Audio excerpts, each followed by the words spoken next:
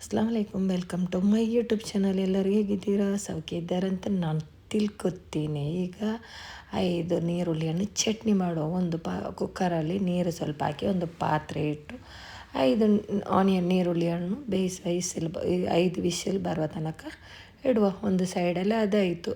ಒಂದು 5 ಮೆಣಸು ತೆಗೆದು, ಬೇಕಾದರೆ ನಿಮಗೆ ಜಾಸ್ತಿ ತೆಗಿಬೋದು. ಅದನ್ನೆಲ್ಲ ಬೀಜ ಎಲ್ಲ ಸಪ್ರೇಟ್ ಮಾಡದೆ ಅದನ್ನು ತೆಗೆದು ಇದನ್ನು ಅಷ್ಟೊತ್ತಿಗೆ ನಂದು ವಿಸಿಲಾಯಿತು 5. ಅದನ್ನು ತಣ್ಣಗಾಗಲಿಕ್ಕೆ ಬಿಡುವ. ಇದು ಚಿಕ್ಕ ಚಿಕ್ಕದು ಕಟ್ ಮಾಡಿ ಕುದಿದ ನೀರಲ್ಲಿ ಇದು ಮಾಡಲಿಕ್ಕೆ ಇಡುವ. ಒಂದು ಹುಣಸೆಹಣ್ಣು 50 ಗ್ರಾಮ್ ತೆಗೆದು ಅದಕ್ಕೆ ಬಿಸಿ ನೀರು ಹಾಕಿ ಒಂದು ಸೈಡಲ್ಲಿ ಇಟ್ಟೆ. ಈಗ ಒಂದು ಬಾಣಲೆ ತಗೊಂಡು 1 ಸ್ಪೂನು ಕೊತ್ತಂಬರಿ, ಜೀರಾ, 1 ಸ್ಪೂನು ಕಾಳು ಸ್ವಲ್ಪ ರೆಡ್ ಕಲರ್ ಬರೋ ತನಕ ಉರಿಯುವ. ಅದನ್ನು ತೆಗೆದು ಒಂದು ಪ್ಲೇಟಿಗೆ ಹಾಕಿ ಇಟ್ಟು ಬಿಡುವ. ಅಷ್ಟೊತ್ತಿಗೆ ಮಿಕ್ಸಿ ಜಾರ್ ತಗೊಂಡು ಬಂದು ಅದು ತಣ್ಣಗಾದ ಮೇಲೆ ಮಿಕ್ಸಿ ಜಾರಲ್ಲಿ ಒಂದು ತರಿಯಾಗಿ ರುಬ್ಕೊಳ್ಳುವ. ಅಷ್ಟೊತ್ತಿಗೆ ಇದು ರುಬ್ಕೊಂಡಾಯಿತು. ಒಂದು ಪ್ಲೇಟಿಗೆ ಹಾಕಿ ಅದೇ ಮಿಕ್ಸಿ ಜಾರಿಗೆ ಮೆಣಸು ಅಲ್ಲಿ ನೆನೆದಿಟ್ಟದ್ದು ಈಗ ನೋಡಿ ಸ್ವಲ್ಪ ಆಚೀಚೆ ಆಗುವಾಗ ಒಂದು ಹಳದಿ ಕಲರಾಗಿ ಬಂತು. ಆಮೇಲೆ ರೆಡ್ ಕಲರ್ ಆಗ್ತದೆ. ಅದು ಯಾಕೆಂದರೆ ಕಾಶ್ಮೀರ್ ಮೆಣಸು ಅದೇ ಆ ಕಾರಣಕ್ಕಾಗಿ ರೆಡ್ ಕಲರ್ ಬಂತು. ಅದನ್ನು ಮಿಕ್ಸಿ ಜಾರಿಗೆ ಹಾಕಿ ಅದನ್ನು ನೀರು ಹುಣಸೆಹಣ್ಣು ಹಾಕಿ ನೆನೆದಿಟ್ಟ ಹುಣಸೆಹಣ್ಣು ನೋಡಿ ಮೃದುವಾಗಾಯಿತು. ಒಂದು ನಾನು ಫುಲ್ಲು ಬೆಳ್ಳುಳ್ಳಿ ತಗೊಂಡು ಅದಕ್ಕೆ ರುಬ್ಬಲಿಕ್ಕೆ ಸಿಪ್ಪೆ ತೆಗೆದು ಹಾಕಿದೆ. ಒಂದು 2-3 ದಂಡನಷ್ಟು ಕರಿ ಲೀವ್ಸ್ ಹಾಕಿ ಇಷ್ಟು ತರಿಯಾಗಿ ಮೃದುವಾಗಿ ರೆಡ್ ಕಲರ್ ಬಂದರೆ ಸಾಕು. ಇಷ್ಟು ಆಯಿತು. ಇದೊಂದು ಸೈಡಲ್ಲಿ ಆದಮೇಲೆ ಒಂದು ಪಾತ್ರೆಗೆ, ಒಂದು ಬಾಣಲೆಗೆ 1 ಕಪ್ ಆಯಿಲ್ ಹಾಕುವ. ಆಯಿಲ್ ಹಾಕಿ ಅದಕ್ಕೆ 1 ಸ್ಪೂನ್ ಉದ್ದಿನ ಬೇಳೆ, ಒಂದು ಸ್ವಲ್ಪ ಜೀರಿಗೆ, ಒಂದು ಸ್ವಲ್ಪ ಬಡೆಸೊಪ್ಪು, ಅದು ಜೀರಿಗೆ ಹಾಕುವ. ಒಂದು ಸ್ವಲ್ಪ ಆಮೇಲೆ ಸಾಸಿವೆ ಹಾಕುವ. ಒಂದು ಅರ್ಧ ಶುಂಠಿ ತಗೊಂಡು ಚಿಕ್ಕದು ಕಟ್ ಮಾಡಿ ಅದಕ್ಕೆ ಹಾಕಿ ಬಿಡುವ.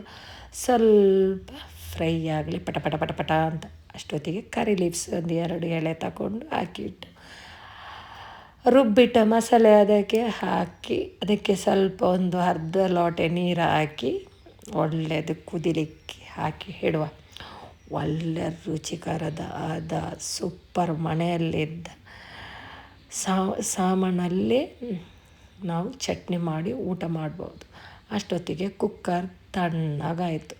ಅದನ್ನು 5 ನೀರುಳ್ಳಿಯನ್ನು ಮೃದುವಾಗಿ ಆಯಿತು. ಅದನ್ನು ತೆಗೆದು ಮಿಕ್ಸಿ ಜಾರಿಗೆ ಹಾಕೋದು ಬೇಡ, ನೀರು ಬೀಳ್ತು.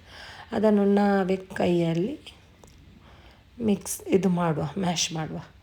ಮ್ಯಾಶ್ ಮಾಡಿದ ಮೇಲೆ ನೀರು ಅಷ್ಟು ಬಿಡಲ್ಲ, ಒಳ್ಳೆಯದಾಗ್ತದೆ. ಇದನ್ನು ಮಿಕ್ಸ್ ಆದಮೇಲೆ ತಗೊಂಡು ಅದಕ್ಕೆ ಹಾಕಿದರೆ ಆಯಿತು.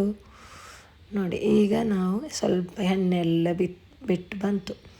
ಅಷ್ಟೊತ್ತಿಗೆ ನಾವು ಈ ಮಿಕ್ಸ್ ಮಾಡಿಟ್ಟ ನೀರುಳ್ಳಿಯನ್ನು ಆನಿಯನ್ ಅದಕ್ಕೆ ಹಾಕಿ ಮಿಕ್ಸ್ ಮಾಡಿ ನೋಡಿ ಎಷ್ಟು ಚೆಂದ ಕಲರ್ ಬಂತು. ರೆಡ್ ಆಗಿ ಕಲರ್ ಬಂತು. ಲಾಸ್ಟ್ ಮೂಮೆಂಟಲ್ಲಿ ಅದು ಎಣ್ಣೆಲ್ಲ ಹೋಗ್ತದೆ. ಅರ್ಧ ಸ್ಪೂನಷ್ಟು ನಾನು ಉಪ್ಪು ಹಾಕಿದೆ. ಆಮೇಲೆ ಮಸಾಲೆ ಮಾಡಿ ಇಟ್ಟ ಹುಡಿ ಅದಕ್ಕೆ ಹಾಕಿ ಫುಲ್ಲು ಮಿಕ್ಸ್ ಮಾಡ್ತಾಯಿದ್ದೇನೆ.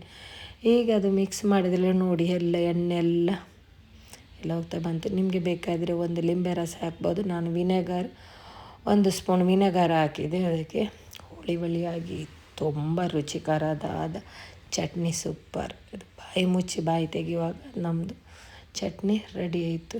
ನೋಡಿ, ನನಗೆ ಲೈಕ್ ಮಾಡಿ, ಸಬ್ಸ್ಕ್ರೈಬ್ ಮಾಡಿ, ಟ್ರೈ ಮಾಡಿ. ಮತ್ತು ನಿಮಗೆ ಹೃದಯಪೂರ್ವಕ ಥ್ಯಾಂಕ್ ಯು ಹೇಳ್ತೇನೆ. ನನಗೆ 101 ಸಬ್ಸ್ಕ್ರೈಬ್ ಆಗಿದೆ. ಹೀಗೇ ನನಗೆ ಸಪೋರ್ಟ್ ಮಾಡಿ, ಲೈಕ್ ಮಾಡಿ.